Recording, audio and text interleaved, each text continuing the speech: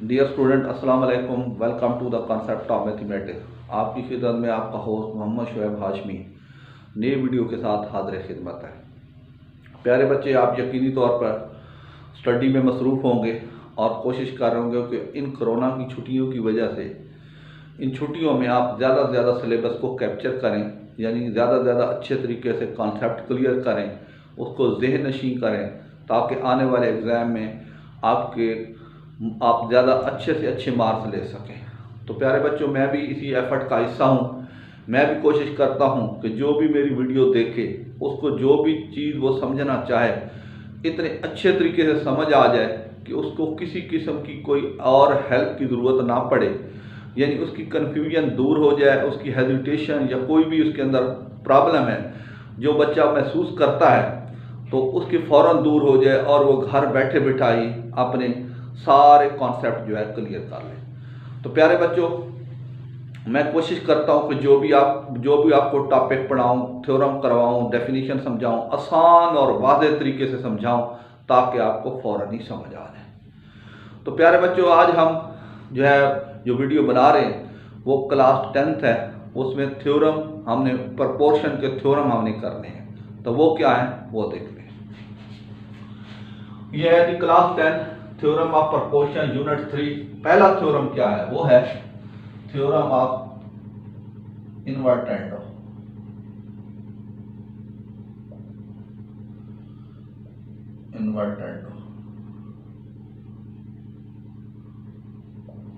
है क्या वो कहता है if A ratio B is equal to C ratio D, then prove that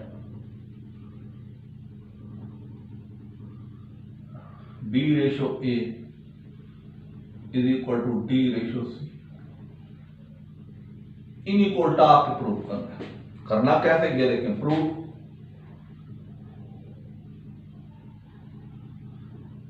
A ratio B is equal to C ratio D। इसको ratio को fraction में बदलेंगे तो A over B is equal to C over D। Cross multiplication तो ये हो जाएगा AD is equal to BC। आगे OR करके BC इधर लिख देंगे, AD इधर लिख देंगे। उसकी वजह हमारे जो प्रूफ में है वो B वाली टर्म पहले आ रही है, इस वजह से मैंने BC पहले लिख दी, AD बाद में लिख दी।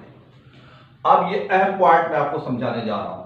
B के साथ दूसरी टर्म हमें चाहिए A और C को हमने काटना है। C को यहां से खत्म करना है, A की हमें जरूरत है। तो इन दोनों को मल्टीप्लाई करें, A मल्टीप्लाई बाय C क्या हो जाएगा? AC। इधर लिखेंगे dividing both sides by AC। यह आ जाएगा BC over AC is equal to AD over AC। C से C काटा, A से A काटा, कितना आया? B over A is equal to D over C।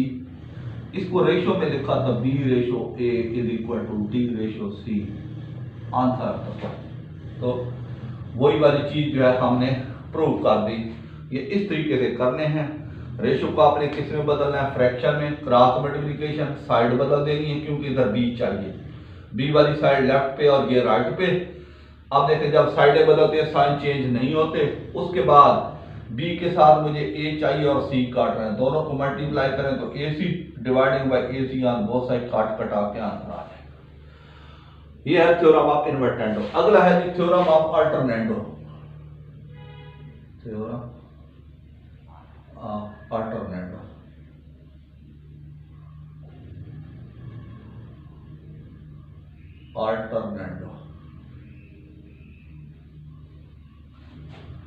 ये क्या है?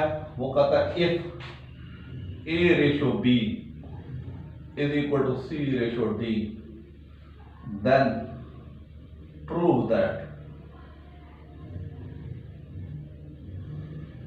A ratio C is equal to B ratio D। यानी इसकी इसके साथ रेशो बनानी है, इसकी इसके साथ रेशो बनानी है। तो अब हम क्या करेंगे? इसको तरीका देखें, ध्यान दें। सोल्यूशन प्रूफ, तो ये आ जाएगा a ratio b is equal to c ratio d। तो इसको रेशो को फ्रैक्शन में बदलेंगे तो ये आ जाएगा a over b is equal to c over d। Cross multiplication तो ये आ जाएगा ad is equal to bc।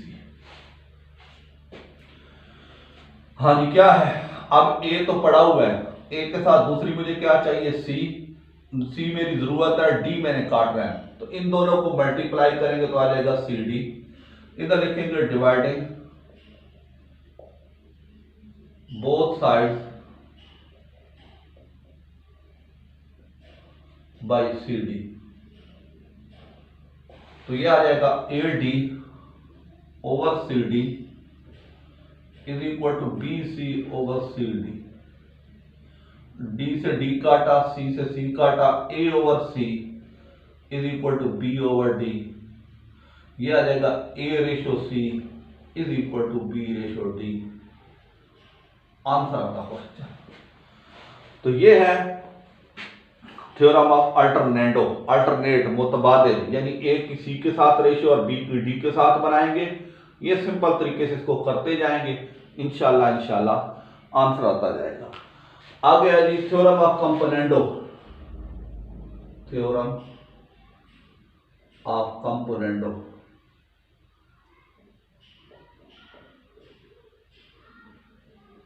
वो क्या है? If a ratio b is equal to c ratio d, then prove that पहला part a plus b ratio b is equal to c plus d ratio d। दूसरा part a ratio a plus b is equal to c ratio c plus d। हाँ जी, क्या करेंगे? Proof a ratio b is equal to c ratio d। क्या करेंगे? Fraction में बदलेंगे, a over b is equal to c over d। इधर लिखेंगे एडिंग 1 ऑन बोथ साइड्स। इसको इक्वेशन ए का नाम दे दें, इन इक्वेशन ए। ये आ जाएगा a over b plus 1 is equal to c over d plus 1। जिसके नीचे कुछ नहीं होता 1 लगा लें। अब ये फ्रैक्शन है तो क्या हो जाएगा? एलसीएम आ जाएगा a plus b is equal to क्या हो जाएगा? d, तो c प्लस d। तो इसको हम रेशो में बदलेंगे तो ये आ जाएगा a plus b ratio b is equal to c plus d ratio d। Answer आपका क्वेश्चन। ये पहला पार्ट आपका हल हो गया। बहुत आसान क्वेश्चन है, सिंपल से करते जाना है और आपने इसको हल करते जाना है, चलते जाना है। अब आप दूसरा पार्ट करते हैं।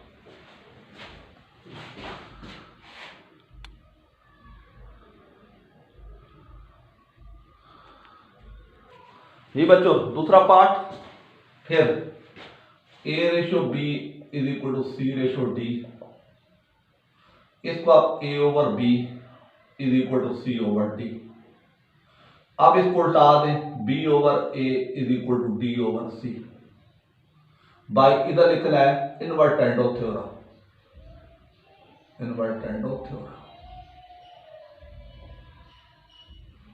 ये हो गया, यानी इसको उल्टा दें। पहला थ्योरम जैसे a रेशो b तो b रेशो a, या a over b, b over a, c ratio over d तो d ओवर c।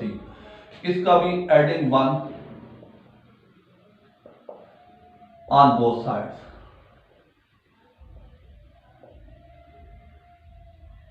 तो यह आ जाएगा b over a plus 1 is equal to d over c plus 1। इसके नीचे 1, इसके नीचे 1। तो ये क्या हो जाएगा? एलसीएम a b प्लस हो जाएगा a एलसीएम से, और ये हो जाएगा c और d प्लस c। इसको आप क्या करें, फिर अल्टरनेटो थ्योरम, फिर इसको बदलें, ए इसकी तरतीब भी बदल दें, a plus b over c plus d, ये भी बाई इनवर्टेंडो थ्योरम।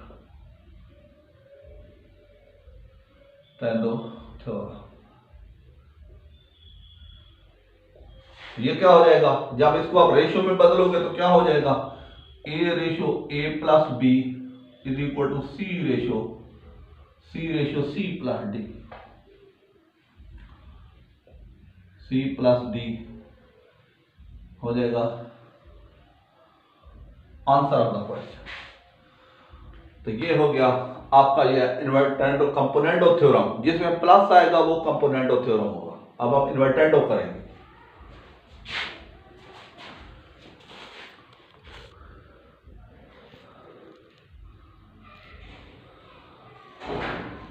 जी बच्चों, theorem of dividendo, if a ratio b is equal to c ratio d, then prove that a minus b ratio b is equal to c minus d ratio d। पहला part. दूसरा a ratio a minus b is equal to c ratio c minus d। इसको कैसे करेंगे ये देखेंगे। Proof, ये a ratio b is equal to c ratio d, तो ratio को फ्रैक्शन में बदलें तो क्या हो जाएगा, a over b is equal to c over d। इसको नाम दे दें इक्वेशन नंबर ए का। आप लिखेंगे subtracting 1 from in equation A on both side.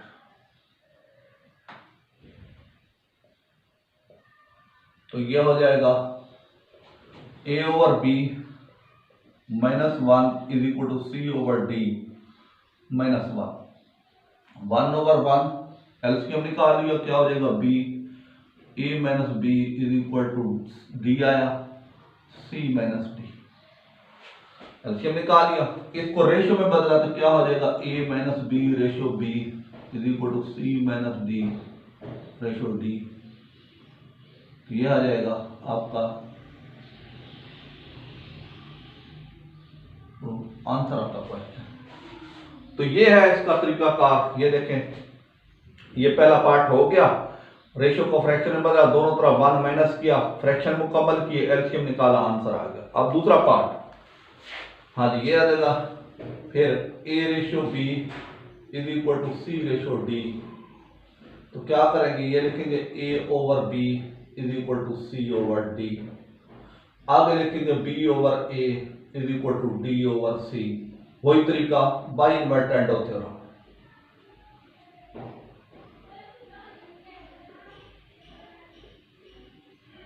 तो ये हो जाएगा। अब क्या करेंगे, सब्ट्रैक्टिंग 1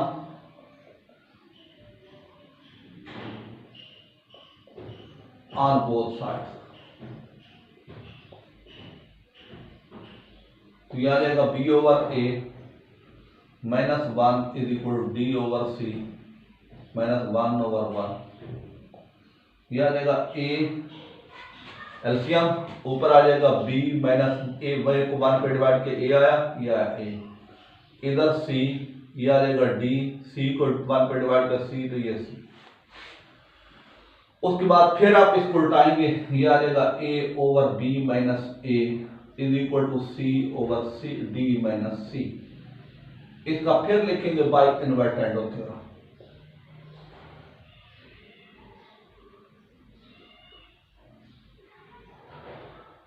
ये हो गया। अब देखें, जरा गौर से देखें, इधर दूसरा पार्ट आपका है a माइनस बी, हमारा क्या आ रहा है b माइनस a।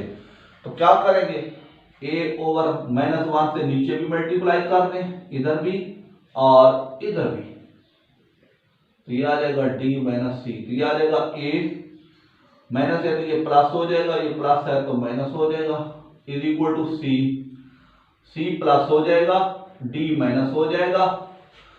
इसको फ्रैक्शन में बदलेगा तो ये आ जाएगा a ratio a minus b is equal to c ratio c minus d।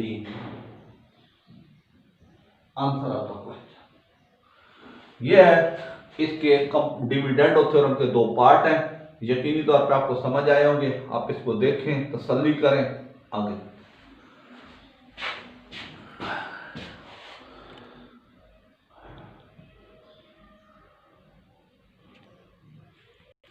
जी बच्चों, theorem of componendo and dividendo, componendo plus dividendo minus, componendo plus dividendo minus, यानी प्लस और माइनस आएगा वो होगा componendo dividendo theorem.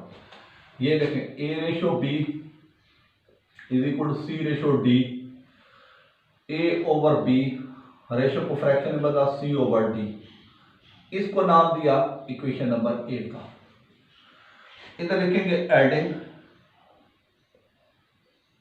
1 in equation ए, ये वही वाली चीज दोबारा रिपीट कर रहा, इक्वेशन ए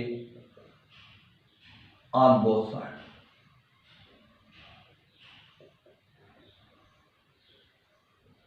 तो यह आ जाएगा a over b plus 1 is equal to c over d plus 1, इसके नीचे 1, इसके नीचे 1, एलसीएम आया b, a plus b is equal to d c plus d, इसको नाम दे दिया बी का।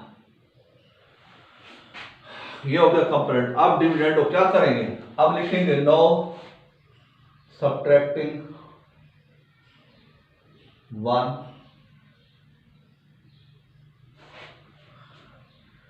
इन equation A on both side.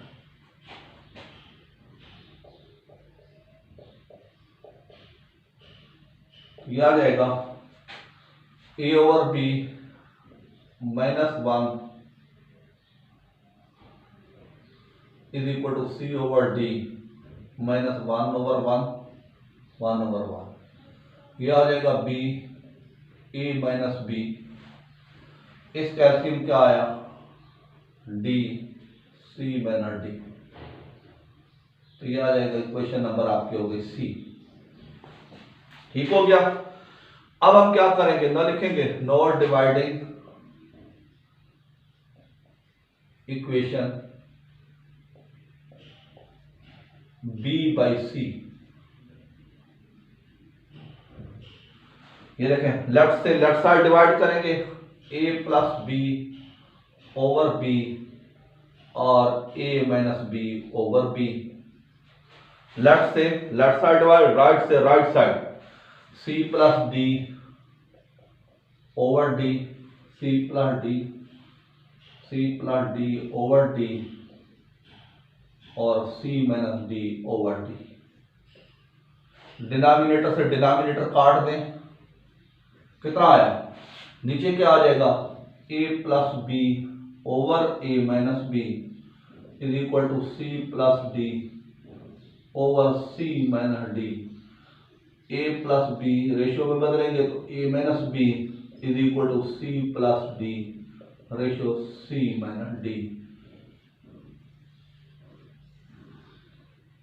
Answer आ गया। तो देखें वही चीज आ गई, a plus b ratio a minus b और a c plus d ratio c minus d. Answer of the question. तो ये है कंपोनेंट और डिविडेंड थ्योरम के, ये थ्योरम ऑफ प्रोपोर्शन है, ये सारे मैं करवा दिए हैं। अब इंशाल्लाह नेक्स्ट वीडियो में आपको ये कंपोनेंट और डिविडेंड इस्तेमाल करके लगा के बताऊंगा कि ये कैसे यूज किया जाता है। तो उम्मीद है बच्चों आपको मेरी एफर्ट बहुत पसंद आई होगी। आप इसको देखें, शेयर करें, लाइक करें, कमेंट्स करें। शुक्रिया।